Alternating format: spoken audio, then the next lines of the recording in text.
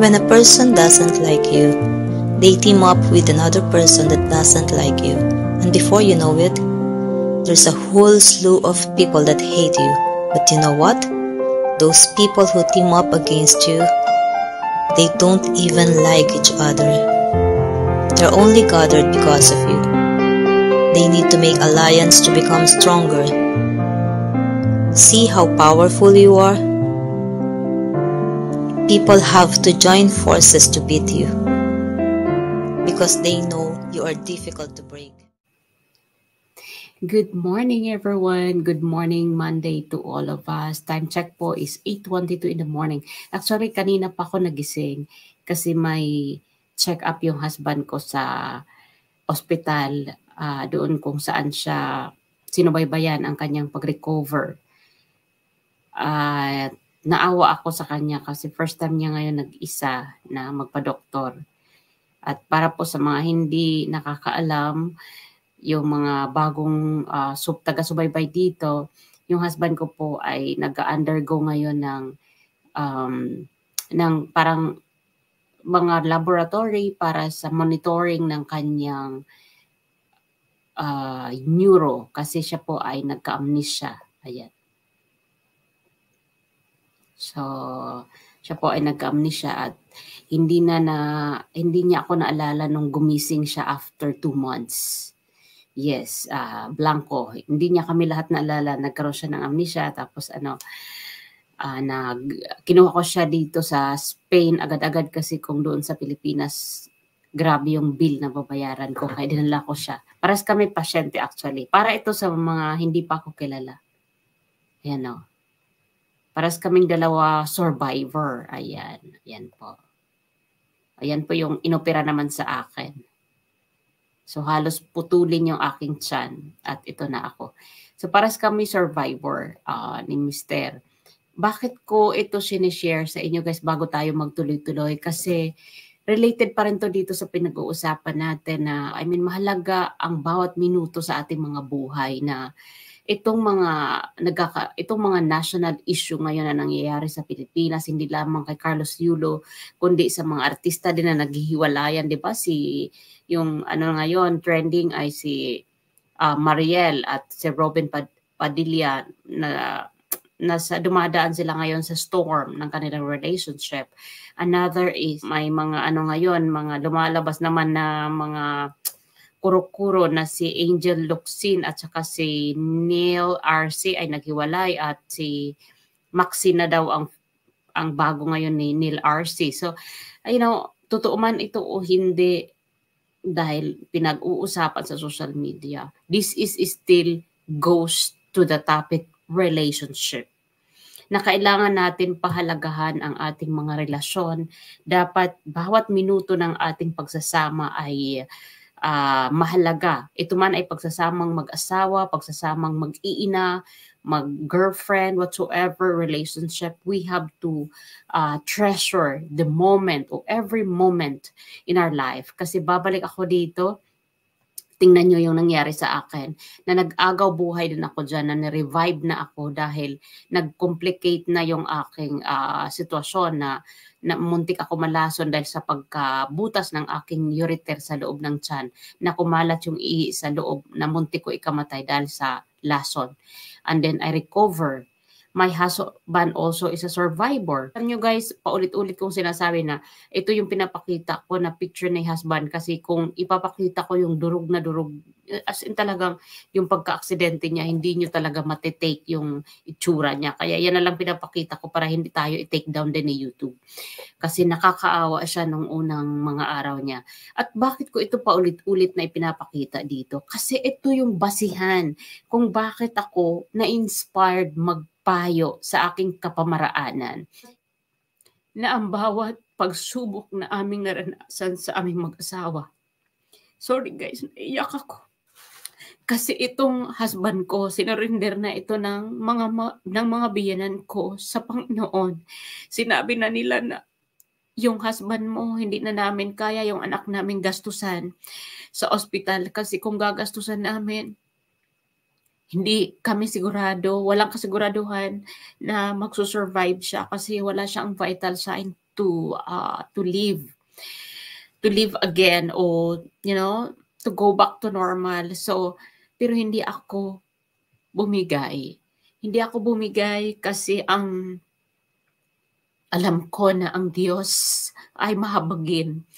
Alam ko na ang Diyos ay nagbibigay ng pagsubok, pero hindi rin siya magpapabaya sa pagbigay ng solusyon sa bawat pagsubok ng ating mga buhay. Kaya nalulungkot ako na meron ganitong klaseng pamilya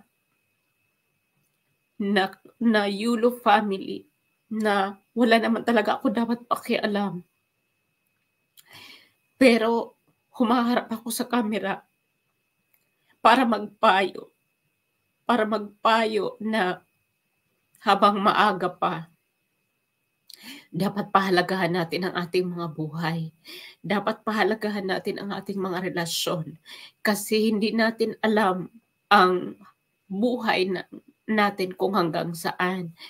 Kaya ito yung sinasabi ko na paano na lang kung binawian kami ng buhay mag-asawa at hindi kami nakapaghanda, hindi kami nakapagpatawad, hindi kami nakapaghingi ng sorry sa aming mga nakagalit. Kasi walang perfect.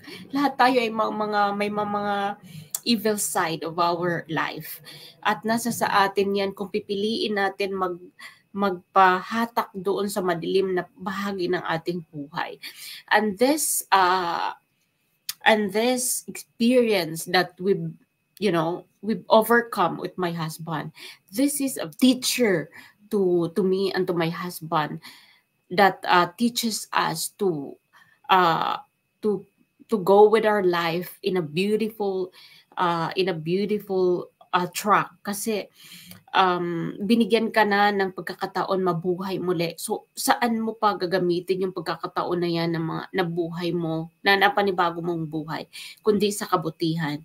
At ang paggawa ng kabutihan ay hindi lamang para tumulong ka sa pamamagitan ng pag-abot ng mga material o financial, kundi ang ganitong pagbibigay ng wisdom o experiences o pag-share ng mga true to life story para makpulutan ng aral ay isa ring uri ng pagtulong. Kaya maumay man ang aking mga regular viewers dito dahil alam na nila ang kwento ko, maumay man sila sa panunood na paulit-ulit ko itong kinikwento dito sa channel na to, kasi halos mapanood na ito ng 100 times ng aking mga supporter. Pero yung mga bagong nagsusubscribe dito sa channel ko at bagong nanonood ay para ito sa inyo. And so with the family of Carlos, importante na bigyan natin ng halaga ang ating mga relasyon sa ating kapwa at sa loob ng ating pamilya. Kasi what if our life will taken today, yesterday, tomorrow, na hindi tayo nag-forgive, na hindi tayo nagpakumbaba, na hindi natin nilinis ang ating buhay sa isip, sa salita at sa gawa. Paano na yon? Saan tutungo ang ating pangalawang buhay? 'Di ba? So, kaya pasensya na kayo dito sa mga regular viewers na paulit-ulit ko ito sinishare kasi gusto ko magbigay ng inspirasyon na kailangan natin baguhin yung ating mga hindi magagandang pag-uugali. And so, babalik tayo dito sa topic. Ipapakita ko sa inyo kasi related to sa aking pinakitang picture o experience namin mag-asawa. So, tingnan natin kung gaano mapagmahal ang isang magulang sa anak. Ito yung 20 seconds clip na nakuha ko sa isang vlogger na kung gaano ipinakita ng isang ama yung kanyang kaligayahan para sa nakamit na tagumpay ng anak.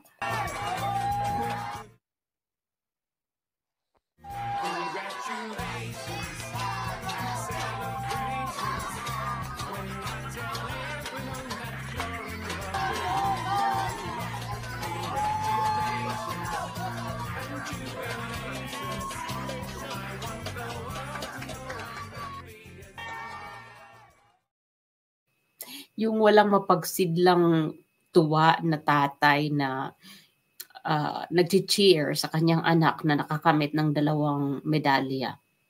yung instinct feeling ng isang tatay na hindi niya mawari ang kanyang kaligayahan dahil sa tagumpay ng isang anak. Pero ang nakakalungkot lang na sa kabila nitong pagkasiyahan nila na i-cheer ang kanilang anak sa pamamagitan ng panonood sa telebisyon, ay binaliwala. At makikita mo talaga yung consistency ng tatay sa pagsuporta ng anak dahil dito sa picture na ito na ipa-flash ko sa inyo. See, ito yung Welcome Heroes Parade na nandun ang tatay na nagpagawa pa talaga ng napakahabang tarpaulin na may sulat na Kaloy, dito ang papa mo. Yung ang tatay niya laging namamalimos ng atensyon. Yung ang tatay niya na laging nakasuporta pero hindi pinapansin ng anak. Alam niyo kung bakit? Lately lang, 2 days ago o yesterday yata, birthday ng papa ni Carlos. Pero ano na naman ang ginawa ni Mr. Yulo? Eto, namalimos ulit ng atensyon. Nak, batiin mo naman ako, birthday ko ngayon. Nalulungkot ako dito dahil konting kimbot lang ngayon, konting pangaral lang ng mga magulang, grabe sila maka-abandona, di ba? Kaya hindi ako nanood sa ano ni Chloe San Jose kahapon, interview, yung pinalabas na interview ni Miss Tony Talks. Actually, recorded na yon kahapon lang pinalabas. Hindi ako nanood kasi ang katwiran ko, maniniwala, dumarami rin ang positibong mga comment papunta kay Chloe na eto pala ang totoo, independent woman, strong woman, napakataas ng energy niya, yung ganyan-ganyan, mga comment sa baba. Maniniwala lang ako sa mga sinasabi ni Chloe kung pareha sila ay interviewin ng kanyang magulang. So kailangan marinig ko muna yung side ni Mrs. San Jose at ng pamilya ni Carlos sa Tony Talks na si Mrs. Angelica bago ako magkomento. Kasi sa ngayon, hindi ko pwedeng agrihan yung mga sinasabi ni Chloe lahat sa interview niya kay Miss Tony Talks. Kung in-interview si Chloe, interview hindi niya yung magulang ni Chloe para po maging pantay ang story. Kasi sa bawat kwento, lagi yan may kabilang side. Hindi pwedeng ang kwento ay one-sided. So yun po, nakakalungkot na kailangan mamalimos ng isang ama ng atensyon sa kanyang birthday, na kailangan mamalimos ng pagbate na, anak, batiin mo naman ako, birthday ko ngayon, na kailangan mamalimos na, Kaloy, papa mo ito, nandito ako, nag-cheer ako sa'yo, nanonood ako sa parade mo.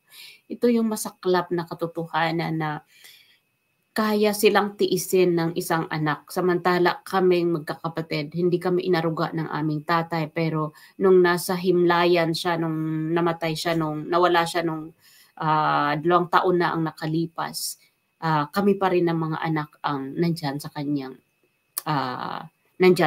himlayan nung siya ay nakahimlay ng ilang gabi. Kasi ganun talaga.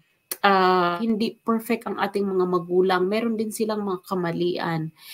Pero hindi ibig sabihin na yung kanilang pagpuna at pagdisiplina sa atin ay gawin nating sumpa na hindi na natin silang balikan at hindi na natin silang tanawan ng utang na loob. Yan po ay normal sa mga magulang na magalit, na ako nga kung nagtampo lang ako sa magulang ko dahil kailangan ko mga tulong na responsibilidad nila ako, do you think may mangyayari sa buhay ko? Wala. Kung doon lang ako umiikot sa pagsisi na bakit hindi niya ako pinaaral, bakit kailangan ko mga tulong, bakit kailangan kong maglako ng ice candy, dalaga na ako, 16 years old na ako. Kung ganun lang ang naging mindset ko, walang patutunguhan ang buhay ko, hindi ako makakapagtapos ng aking pag-aaral, which is pangarap ko na makapagtapos sa pag-aaral. Hindi man ito yung aking naging trabaho hanggang mag-retire na magturo. Masaya ako sa narating ko ngayon na kahit OFW ako, masaya ako sa narating ko kasi hindi basihan sa isang nakapagtapos sa pag-aaral na porket hindi ka nagtrabaho sa linya o kahit short time lang akong nakapagtrabaho sa linya ng aking tinapos. Hindi ako nagsisi kailanman. na naging OFW ako kasi mas lalong lumawak yung aking kaalaman, lalong lumawak ang aking pag-iisip nung ako ay nakasalamuha ng iba't ibang lahi dito sa Europe, sa Espanya. So, kaya nandito ako sa harapan ninyo ngayon, maybe because this is a continuation of my journey as an educator na hindi ko na tuloy-tuloy. So maraming salamat po. Sana ay kapulutan ito ng konting aral at pasensya na naging emotional po ako dahil hanggang ngayon hindi ko ma-express kung paano ako kasaya, kaligaya dahil sa pagkakataong ibinigay sa akin ng Diyos sa amin mag-asawa na mabuhay muli at bumawi kasi alam ko na meron din ako mga nagawang mga meron din akong mga flaws sa buhay. Hindi ako perfect.